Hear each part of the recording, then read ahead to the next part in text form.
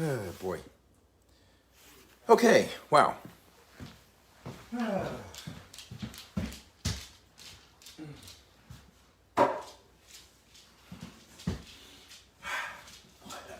You ready? We're gonna do a show? We're gonna do a show? Listen. She's ready for a show. Okay, let's use the last one. Now we're ready. All right, folks. Okay. There's a lot to cover tonight. There really is a lot to cover tonight, and so I want to get right to it. I'm going to give you two major areas of discussion. The first is going to be what's going on in the courts and what's about to be going on in the courts regarding BIPOC cannabis and such, as well as the authority or lack thereof on behalf of, on the part of the Liquor Control Board. And then I'm going to talk about the antidote to the problem and some very progressive blacks who are working to address a lot of this, okay? I'm going to get to all that in just a minute so I don't miss anything. I've got notes here for you. And so first of all, just to recap, for those of you who are joining me somewhat new to this, there are already two pending lawsuits going on right now in federal court involving the Washington State Liquor and Liquor Control Board, okay? And the first one, the eldest one, is actually out in the East Coast in Washington, D.C., and that is with Aaron Barfield and those guys of Black Excellence in Cannabis, suing William Barr as well as other local entities because they were deprived of their license, okay? And that's a racism lawsuit. Then John Novak and I, John Novak is a very wise and well-read local man here in Washington, and he is an end user, he's a medical end user. And so we have a lawsuit that is pending right now in federal court here before Judge Jones. And that case involves policy. And we're saying that LCB does not have the policy, does not have the authority to do most of what it does. And we have proof of that. Okay, over the years they've tried to get authority, but they never truly got it. And so I'm going to run through some of this with you, and then we're going to discuss the beauty of what is coming forward now with a new group. And this new group is called the Washington Build Back Black Alliance, WBBBA. Press release yesterday, strong black leaders create Washington Build Back Black Alliance to advocate for the black community in unity. And they are going to be addressing some of these very issues, okay? Trust me on that. I'll read you a bit of their press release at the end so you understand where they're coming from. But first, let's get with Pepper. I'm going to take that. I'm sorry, sweetheart. She gets so excited when I go live. I don't have to take that from you. It's noisy as stuff. I'm Dolly. Okay, so let's turn then to what I have to tell you right now about tonight. Okay, so I mentioned that the cases. I'm going to talk about the cases. I did the two already. There's a third one that's going to be coming, okay? And that is going to be posited by Gian Corbray. And perhaps others similarly situated. It's called a Rule 60B motion to reopen a case. And we're not hiding what we're going to do. I'm his mouthpiece. He helps me out with what happened. And I show him the statute. He says, I get it. Let's fill it out. I'll help him with his declaration. Because basically, this man was wrongfully convicted years ago when he was selectively prosecuted by Jenny Durkan as a federal prosecutor. And she used the federal law to go after him when there was nothing to go after him for on the state law, okay? And she forced him, guy's trying to run a family, he's trying to be a man, trying to be a parent, responsible person. And they made him into a villain, said that he was running a cartel, all of these things. He's doing nothing different than the white people were doing in the same industry without hassle, okay? So Jenny Durkan managed to convince a federal judge that race had nothing to do with this. Judge Martinez, a minority, okay? So when Breon comes back on this now, he's got to let it be known that, hey, Your Honor, I'm sorry, you got hoodwinked by Jenny Durkan and their nonsense. In the convening years, the next subsequent years, we've seen more proof of the racism that was inherent at LCB and in the whole process, okay? So that's what's got to happen there. And there is usually a general, like, well, you have to bring this motion within 1 year. But in this instance, she threatened him with contempt of court and prison if he spoke about his case, okay? So I'm thinking that, yeah, that's a good reason why somebody might not bring the case.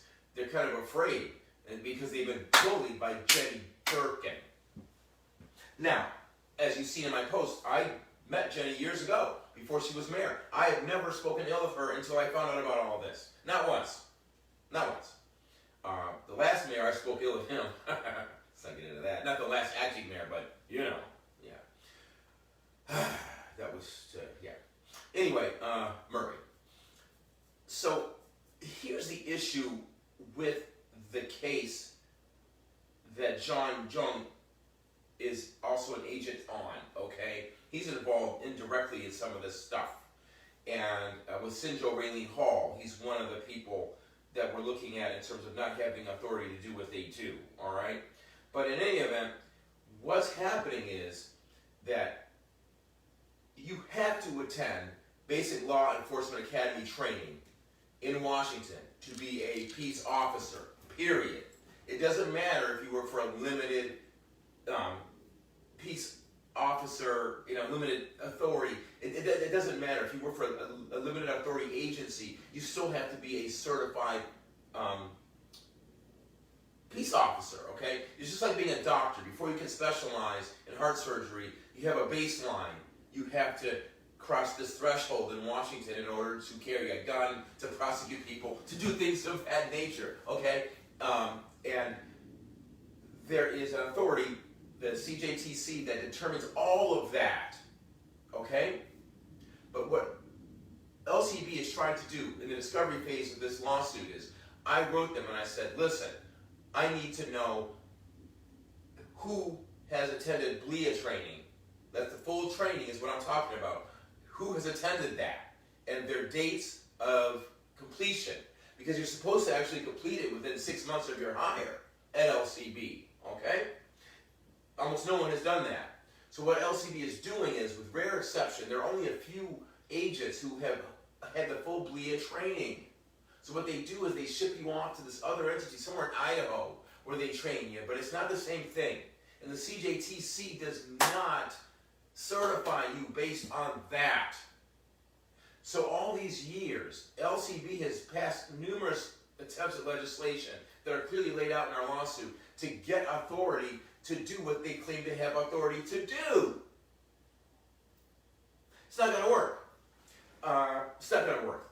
So that's kind of an update on some of the discovery that came back from them. Another thing of discovery that came back from them was that I had asked for the number of complaints by LCB employees or agents regarding this issue, regarding the apparent lack of authority and the concern for that, okay? Because, an individual agent could potentially be held for individual liability for violating the law. This is important stuff. And we know that they know this because it's in all their internal memoranda. They're addressing it all the time, all right? So, what they are saying is that, no, you don't even have a federal question here. They want to get out of federal court by saying that there's no federal question in this lawsuit about policy. And Mr. Novak and I are saying, no, that's not true, because, listen, we're dealing with fundamental rights. These cops, they're not cops, these fake cops, all right, come in and they have the authority to carry a gun, they got a badge, or they wear their badge here, whatever, however they wear it, I don't give a damn. They've got these things and they have the authority to prosecute you, arrest you, brandish a weapon near you to intimidate you, which they did to Mr. Corbray, even though they knew he wasn't a gun owner back in the day when they took his license. He was in medical and they shafted him. But anyway, what I'm getting at here is that the issue is a fundamental right. And so they are acting under color of law to potentially deny you of a fundamental right, i.e. your liberty, for violating the law. To me, that's a federal question every day, okay? So that's just one argument on that level, that it is a federal question. There's another issue, which is that they are working hand in hand, in tandem with the federal government to help administrate and help marry these policies. Because as you recall, as you may not know, but I'll tell you right now, federal law, marijuana is still illegal. So theoretically, they could come in and swoop and just take everybody out of business right here in Washington, but they have a pact. They have a wink nod agreement not to do that, all right? And that was the same pact that existed when, before 502 passed, when Brian Corbray had his medical store. It was like, hey, just don't mess with them. As long as they're complying by the state law, leave them alone. But that's not what Jenny Durkan and those guys did when they went down to start gentrifying White Center. How appropriately named. So yeah, that's just another issue in terms of federalism. And there's a crossover here between these cases, between, you know, not having authority, period, and then what they did to Breon. It's very slippery. I'm trying to explain it all in a manner that makes some kind of sense. But it's very difficult to put all this out there. But I think you could follow it. All right? I think you could follow it. And I'm going to be doing more of these talks explaining what's going on and how they're trying to dodge out of federal court right now. But here's another thing about them in federal court, Liquor Control Board in federal court. All right, get this, beloved. They are now saying that federal court doesn't have jurisdiction, and the problem with that is now they're running from federal court. So to explain this, federal court is the place where you want a definitive judgment, okay? And 9 times out of 10, if you ask a lawyer, look, would you rather have a judgment in your favor in a state court, even the state Supreme Court, you know, or a federal court? Most likely, depending on what it is, you're going to want that decision in federal court, because federal courts tend to occupy a slightly more valued place in the legal architecture of the country. So when they wanted to make an example out of Brian Corbray, LCB partnered up with Jenny Durkan and them, and they went ahead on and ran them out of town, ran them out of business, shattered a family's dreams. And they did it in federal court because they didn't have authority to do it in state court. Get it? Got it. All right? So that's what they did to them. And they had to go to federal court to get them because Beyond was not violating anything in the state court. You see? It's ugly. So now they want to turn around and convince us that there's no federal jurisdiction. So, you know, it's a slippery slope. It's kind of like, oh, wait a minute. When we run up to federal court, we want to be there when we want to be there. But when you want to take us there to help set a precedent, no. We're going to use federal court to set a precedent about raping this black family.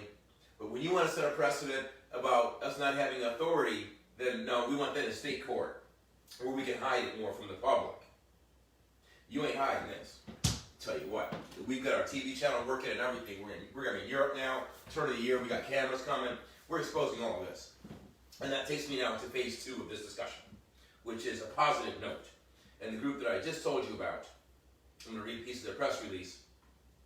I'll read you the first 3 paragraphs of it. December 20th, Strong Black leaders create Washington Build Back Black Alliance to advocate for the black community and unity. Seattle. The Washington Build Back Black Alliance, WBBBA, is harnessing the power of black advocacy. This new initiative will speak with one voice on behalf of the black community to local mayors, city councils, the legislature, and the executive office regarding the need to fund a sustainable, scalable plan for the black community. The WBBBA is an advocacy coalition designed to help local, state, and federally elected officials craft policies that dismantle structural racism and rebuild black businesses and communities, all while applying the lens of equity to all proposed Washington state legislation during the 2021 session and beyond. See, as an aside, before I read the last paragraph, as an aside, when 502 came in, they did not put those protective provisions in there to protect people like the Corbrays, the Barfields, people like that. It wasn't in there. There was no protection for BIPOC cannabis in there. And we know what happened now. 50 cannabis retail stores in Seattle, and not one of them black. Oh, I'm sorry, Sean Kemp's got 5%. That's right. Forgot about that. Again, for those of you who know us, we know Sean. I don't personally, but my partner does. Okay, Breon's partner Tim. We're all partners now. Tim knows Sean. Much love for Sean. Not about that. It's just about the facade. That's all. The facade of inclusion. So, the last paragraph. WBBBA is led by a steering committee of strong black leaders who are nonprofit executives and business leaders. You have Twina Nobles, president and CEO of the Tacoma Urban League. I've worked with Seattle Urban League before on cases. We've got Ollie Garrett, president and CEO of Tabor 100. Paula Sardinez, president and CEO of FMS Global Strategies. Michelle Merriweather, president and CEO of Metropolitan Seattle Urban League. Lanisha, I'm going to butcher this. I'm going to try. Lanisha Bardabellin. Well, I'm so sorry. Executive Director of the Northwest African American Museum. We have Glenn Turner, Executive Director of the Emergency Feeding Program.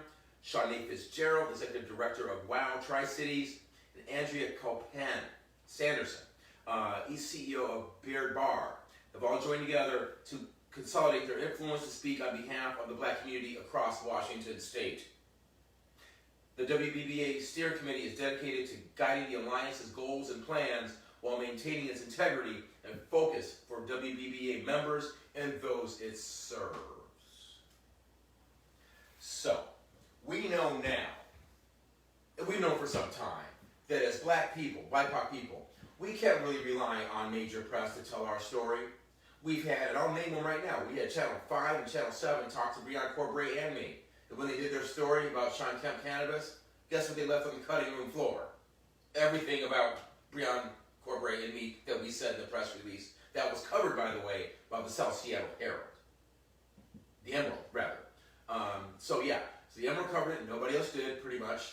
You know, I had to fight to get my comments posted on a national marijuana website. But they did, though, so I'll give them credit for that. So, guys, I mean, there's a lot of promise coming forward, but like I say, we can't rely on whitey anymore. And I'm not, obviously, a lot of my best friends are white. I'm working with white people all the time. But if you're, as Malcolm X would say, if you're a good white person, don't you worry about what I say. You're already with us. But if you're an agent of oppression, we're not with you. And we will do whatever we can to dismantle that oppression. And we will bear no compunction to do so. We will use our own networks. We've got our TV show working. We've got the new committees coming out, people who are watchdogs. And we're going to do what we have to do. That involves litigation, that involves communication, and it involves you following this and talking to your neighbors about it, telling everybody about it. So at a certain point, there'll become specific asks that we have from you, from the community, as the things go forward.